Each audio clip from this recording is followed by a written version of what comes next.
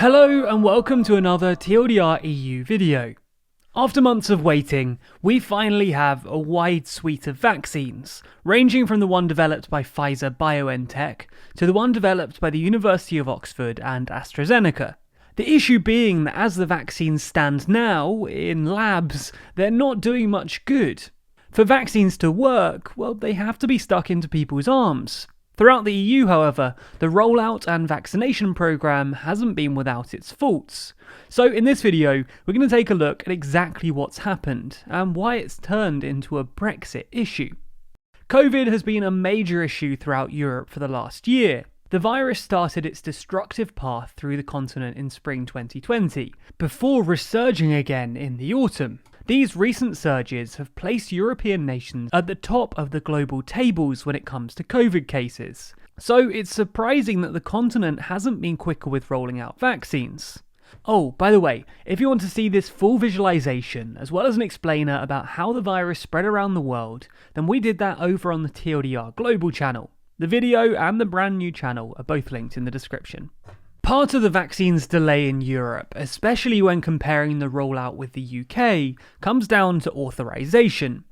Way back on the 2nd of December, the Medicines and Healthcare Products Regulatory Agency, the UK's medicines regulator, gave temporary authorization to the Pfizer BioNTech vaccine based on efficacy data submitted from the 1st of October onwards.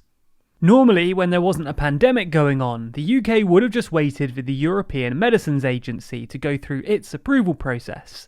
But European regulators provided for individual member states to be able to use their own regulators to temporarily authorise medicines at times of public need, something bolstered by earlier domestic regulations brought in October. The EU, however, consciously chose not to issue such emergency authorization, with all member states waiting for the EMA to issue a full conditional marketing authorization, a process that requires two further independent scientific assessments, an agreement when it comes to the liability if things go wrong, as well as an agreement from each member state's regulatory authorities. So, while the EMA and the European Commission put into place processes to speed up authorization, the fact you have so many people round the table means that some sort of delay is inevitable. Stephen Evans, a professor at the London School of Hygiene and Tropical Medicine and a former member of an EMA risk assessment committee, emphasised that the participation of the entire EU in decision-making invariably takes time. The consequence is that the workload is shared, that the decision-making is shared. When you do that, then it means that you're going to be a bit slower when there's an emergency. A key distinction then between the EU and UK's approach lies with liability. While thankfully there are very limited side effects, if there were any unforeseen complications in the future, rather than the vaccine manufacturer being responsible, in the UK the government is. Pfizer BioNTech have civil legal indemnity, protecting them from civil claims. In the event of something happening, people in the UK will have to claim through the UK's vaccine damage payment system. We do have to stress here, however, that this is extremely rare, with the vaccine's safety thoroughly tested. Regardless, the government taking on this responsibility does speed up the process. But to say that authorization alone has been the problem would be missing the point, and wouldn't explain the vast disparities within Europe when it comes to vaccination rates. In part, the fault lies with the vaccine manufacturers themselves. As the first vaccine to be approved by the UK, as well as the World Health Organization and others, demand for the Pfizer BioNTech vaccine was immense. Instead of spreading out demand across several manufacturers, suddenly the whole globe wanted one vaccine.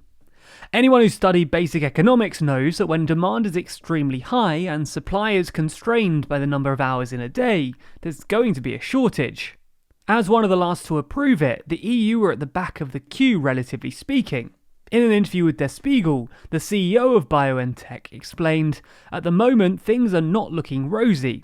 There's a hole because there's no other approved vaccines, and we have to fill that gap with our vaccine. That's the reason we're now working with Pfizer on whether and how we can produce more." But that doesn't fully explain things either.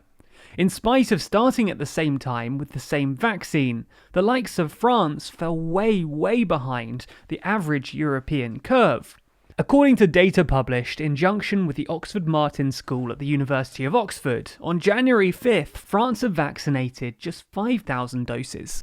For context, Denmark had administered just under 70,000 doses, Spain and Poland 140,000 doses each, Germany 375,000 doses, and the UK 1.3 million.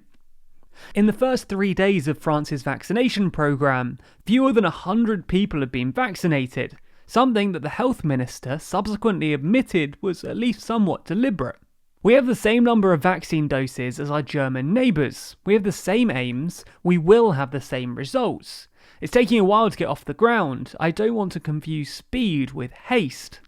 Part of the issue is that vaccine hesitancy is high in France.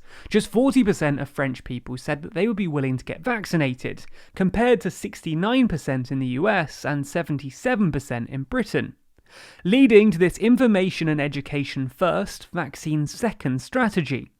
According to The Guardian, France is the only country in the world requiring all of those to be offered the vaccine to give written consent that they've been made aware of the contraindications, i.e. the risks.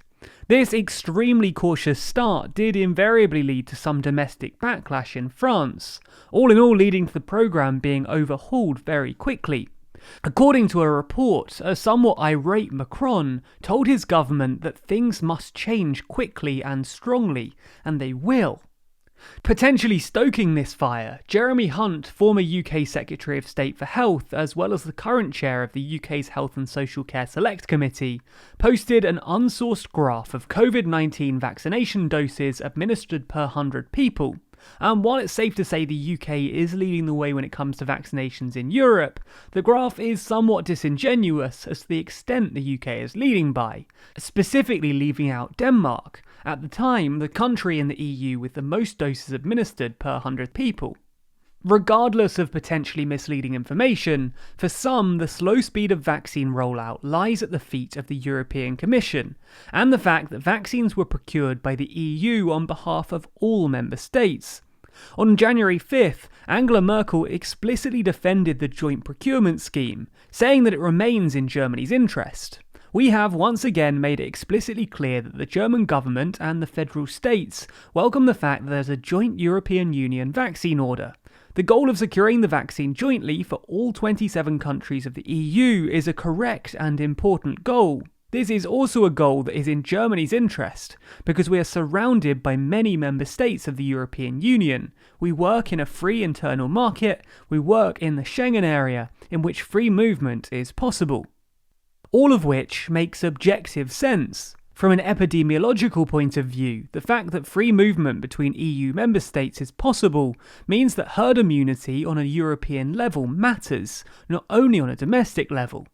From an economic point of view, it also makes sense, as countries aren't competing and using their relative mights against each other. By clubbing together, they can arguably get a better deal, in theory. Whether they actually have put that into practice is subjective.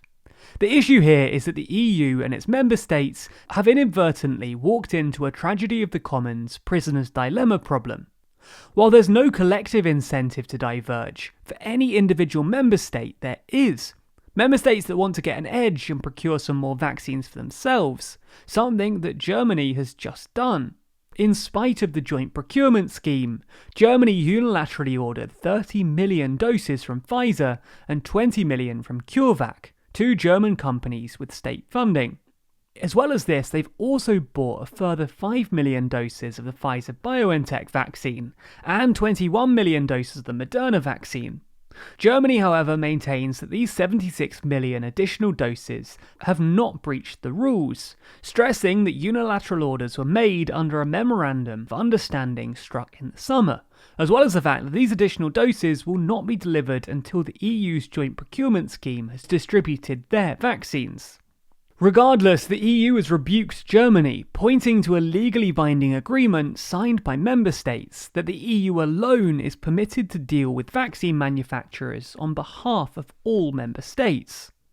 Germany's controversial attempts to try and get ahead aside, it seems that a slower combined approval process may have hindered the EU's rollout. although they hope that this unified approach will be better in the long term, offering logistical and economic advantages. What do you think though? Is Europe's slow start right? Is it better to be safe rather than sorry? Or did France just pander to vaccine skeptics? Let us know your thoughts in the comments below. Be sure to subscribe to the channel and hit the bell icon to be notified every time we release a new video. Special thanks to our Patreon backers who make videos like this one possible. And if you want to see your name at the end of videos, then you too can back us on Patreon. The link to that's in the description.